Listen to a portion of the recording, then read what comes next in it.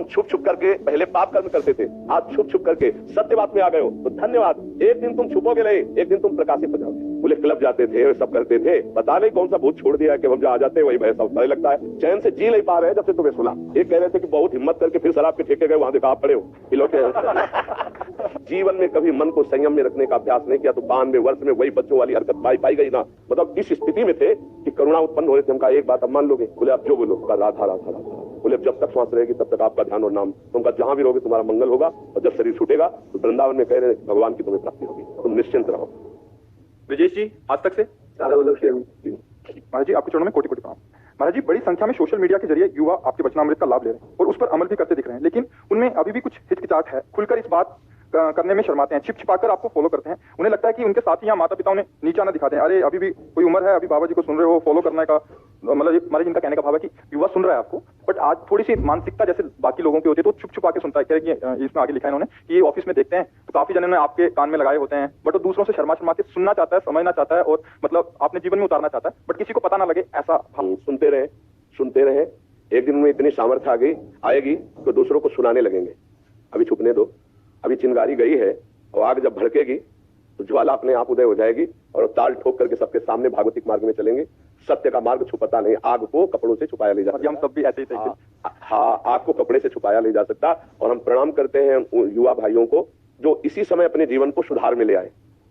ये अवस्था बर्बाद हो गई तो आप सच्ची मानो ये केवल नौटंकी नाटक भक्ति का बुढ़ापे में होता है, भजन नहीं होता। हमारी बात को पकड़ लेना। जीवन में भजन का अभ्यास नहीं किया, जीवन में संयम का अभ्यास नहीं किया तो बुढ़ापे में नौटंकी होती, भजन नहीं होता है, उसका नाटक होता है। भजन करना कोई खिलवाड़ नहीं। जिंदगी में जवानी में बेविचार करते रहे, बहुत से माताओं बहनों की तरफ गंदी दृष्टि रखते रहे और बुढ़ापे में सोचो कि भजन हो जाएगा, हमको करके दिखा दे कोई। अरे भैया, साधारण बाहरी बात है, जिंदगी में पिस्तौल नहीं चलाई, हमारे आगे सब रख दो, बेकार है, मीट की तरह भले मार सकते हैं लेकिन हम गोली नहीं चला सकते। क्यों? कभी हमने अभ्यास ही नहीं किया, तो मन को सच्चिदानंद में कभी लगाया नहीं और पापाचरण करते रहे हो। तो कहते हैं ये अवस्था तो भजन की नहीं, तो अवस्था कब भजन की है? जो प्रश्न करता है ना ये अवस्था भजन की नहीं, उससे पूछो क्या तुम भजन करते हो? 92 वर्ष के आदमी को बेविचार के लिए प्रयासरत देखा गया। 92 वर्ष, सोचो उसकी दशा क्या थी जानते हो? लकड़ी लेके चलता था, चश्मा लगा के चलता था। और इसका मतलब परिचय जानते हो? जीवन में कभी मन को संयम में रखने का अभ्यास नहीं किया तो 92 वर्ष में वही बच्चों वाली हरकत पाई गई ना। तो जो अगर जवानी में संयम में रहकर तुम सत्य मार्ग में नहीं चलोगे तो बुढ़ापे में तुम महात्मा नहीं बन जाओगे। चाहे कपड़ा बदल लो, चाहे देश बदल लो, उद्देश्य नहीं बदलने वाला। ये पक्की बात समझो। अभ्यास से गंदगी को बढ़ाते चले जाओगे, बुढ़ापे में तुम भजन कर लोगे। आप अपने अपने दिमागों में देख लीजिए आज आपकी स्थिति क्या है। अगर इस स्थिति को नहीं सुधारा तो स्थिति बढ़ती चली जाएगी, घटेगी नहीं। ये अवस्था से नहीं घटती, ध्यान रखना।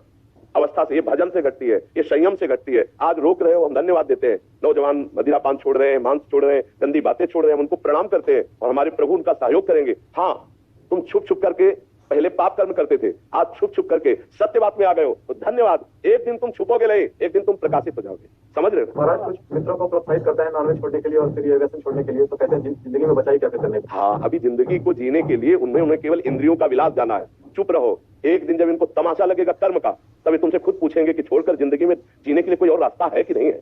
चुप रहो। कैंसर ऐसे फैल रहा है जैसे जुकाम और बुखार। ये किन कारणों से फैल रहा है? पापाचरणों से। पापाचरण बढ़ता चला जा रहा है तो पाप का आचरण रोग, नाना प्रकार के दुख, क्लेश, अशांति के रूप में आता है। इनके बातों को मत सुनो जो इंद्रिय विलासिता में लगे। कितने दिन इसको खवा के रख लोगे? कितने दिन तुम शराब पीकर अपने फेफड़े और लीवर को शुद्ध रख पाओगे? कितने दिन तुम व्यभिचार करके पुरुषत्व को स्थित कर पाओगे? काल के एक तमाचा में मिट्टी में मिल जाओगे। फिर तुम्हारे जीवन का फल क्या रहा? जी रहे हो, धन कमा रहे हो, किसके लिए? भोग भोगने के लिए। और भोग भोग कर जी किसके लिए रहे हो? भोगने के लिए। बस एक ही क्रम। जीने का उद्देश्य मानव जीवन का धर्म है, सत्य है, राष्ट्र है, भगवान है। ये कहां उच्च विचार रह गए? क्यों? केवल इंद्रियों के गुलाम बन गए। शराब पीना, व्यभिचार करना, मांस खाना कर लो। एक समय आएगा, मन पछताई है, अवसर बीते, जब समय चूक जाएगा तब तुम्हारे सुधरने के चांस नहीं होंगे और फिर तुम्हें दुर्गति भोगनी होगी। ऐसे मूढ़ पुरुषों को कभी भी अपना मित्र नहीं बनाना चाहिए। जो हमारे सतमार्ग की बात नहीं सुनते हैं वो बेचारे हैं, हमें उनकी बात नहीं माननी और उनका संग नहीं करना। नहीं, संग का रंग चढ़ता है पक्का। यदि तुम में इस कोटि का भजन है तो उनका परिवर्तन हो जाएगा, नहीं तुम्हारे भजन में विक्षेप पड़ जाएगा। चलो इनकी बातें। बातुल भूष बिवत मतवारे तेले बोले बचल विचारे तिनकर कहा सुनी नहीं। एक सज्जन आए थे, वो कह रहे थे कि तुम कोई भूत रखते हो क्या महात्मा जी? बोले क्लब जाते थे, सब करते थे, पता नहीं कौन सा भूत छोड़ दिया कि हम जहाँ जाते हैं वही भय सब भय लगता है कि आपने मना किया है, आपने ये मना किया है, आपने ये मना किया है। चैन से जी नहीं पा रहे हैं जब से तुम्हें सुना। पता नहीं कौन सा भूत छोड़ दिया हमारे दिमाग में। तो एक कह रहे थे कि बहुत हिम्मत करके फिर शराब के ठेके गए, वहां देखा आप पड़े हो।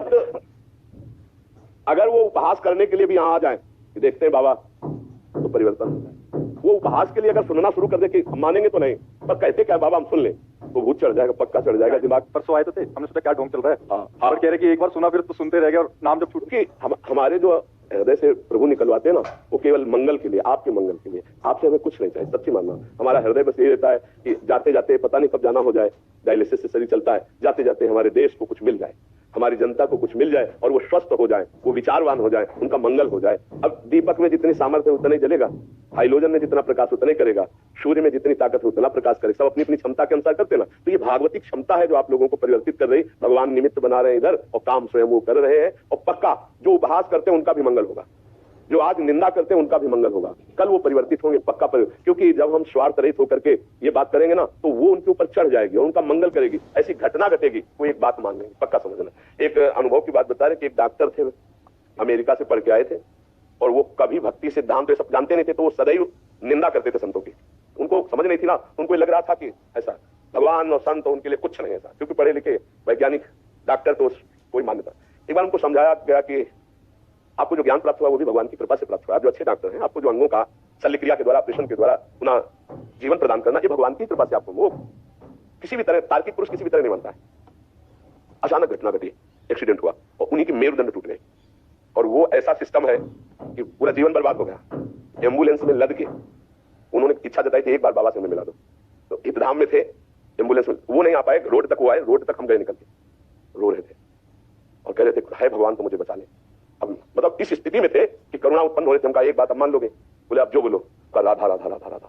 बोले जब तक सांस रहेगी तब तक आपका ध्यान और नाम, तुमका जहां भी रहोगे तुम्हारा मंगल होगा और जब शरीर छूटेगा तो वृंदावन में कह रहे भगवान की तुम्हें प्राप्ति होगी, तुम निश्चिंत रहो, बस सह लो, ये कोई प्रारब्ध भोग था और तुम्हारा परिवर्तन इसी से होना था। तो जब कोई ज्यादा उद्दंडता करता है तो फिर उनका प्रारब्ध भोग उनको उत्तर दे देता है और समझाने की योग्यता प्रदान कर देता है। जब तक बल रहा गजेंद्र में भगवान को याद नहीं किया और जब जाना कि एक ही झटके में गिरा ले जाएगा तुम्हारी, तो जब तक अहंकारी को चोट नहीं पहुंचती अहंकार में, तब तक वो भगवान और संतों को नहीं मानता। और